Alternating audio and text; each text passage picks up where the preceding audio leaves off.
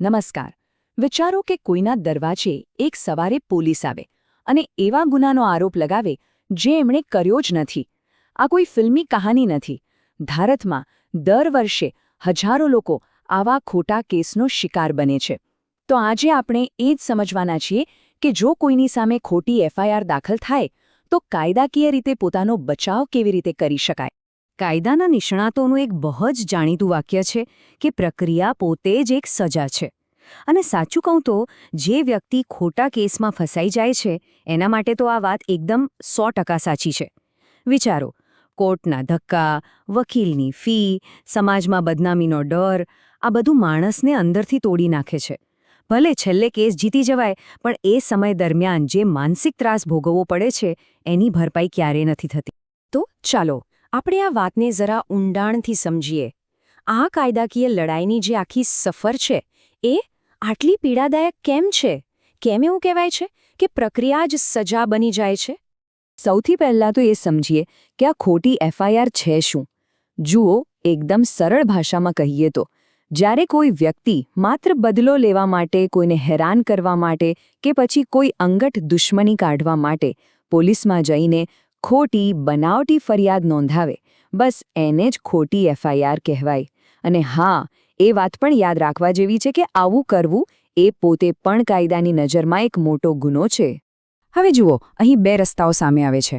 એક રસ્તો છે લાંબો, ખૂબ જ લાંબો, જે સંપૂર્ણ ટ્રાયલનો છે, જેમાં 10-15 વર્ષ પણ નીકળી જાય, પૈસા પાણીની જેમ વપરાય અને માનસિક શાંતિ તો ભૂલી જ જવાની.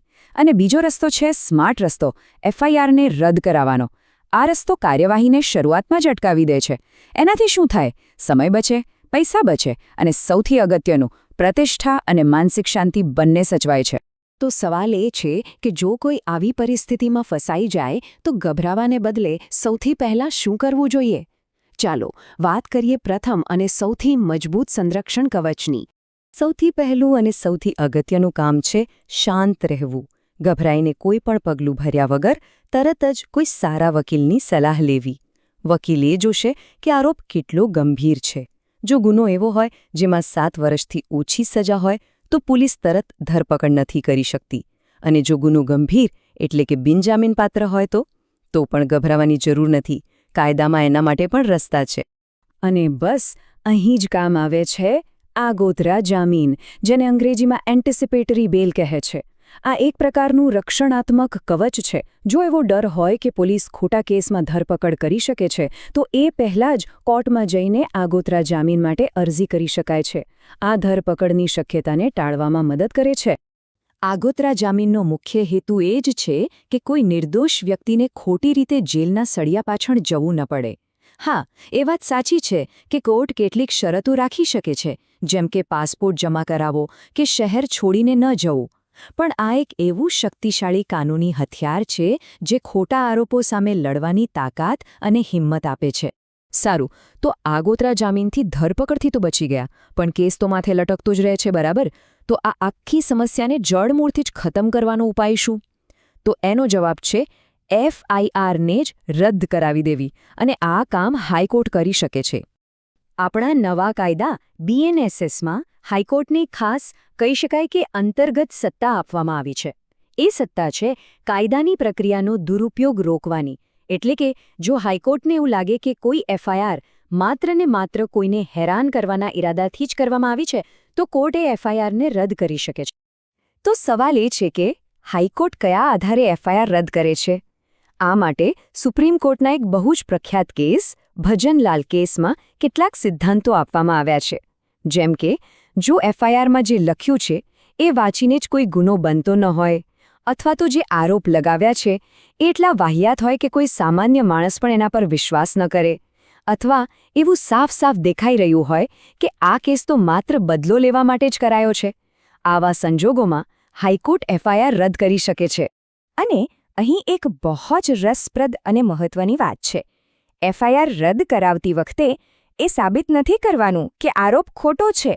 ના, ફક્ત એટલું જ બતાવવાનું છે કે એફઆઈઆરના જે વાર્તા લખી છે, ચલો 1 મિનિટ માટે એને સાચી પણ માની લઈએ, તો પણ એ કાયદા મુજબ કોઈ ગુનો બનતો જ નથી.